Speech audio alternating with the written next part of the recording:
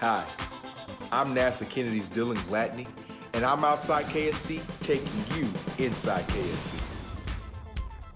The solid rocket boosters that will launch NASA's Space Launch System rocket and Orion spacecraft on Artemis are beginning to come together at the Kennedy Space Center. The boosters have been mated to the rocket's two aft skirts inside the spaceport's rotation, processing, and surge facility. Manufactured in Utah by Northrop Grumman, the segments were shipped to Kennedy by rail earlier this month.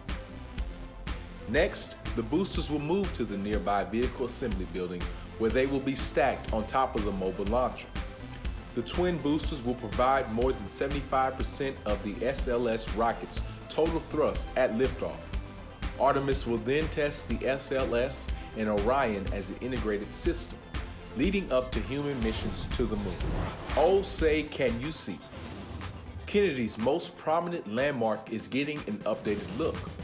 The NASA logo and American flag on the south wall of the 525-foot tall Vehicle Assembly Building are being repainted. It will take more than 500 gallons of paint to cover the flag, which measures 209 by 110 feet, and the logo, which measures 110 by 132 feet. HM2 and HIS painting of Titusville, Florida are completing the massive paint job. The iconic building was last repainted in 2007 following repairs due to hurricane damage. For more Inside KSC, follow us on social media or check us out at nasa.gov/Kennedy.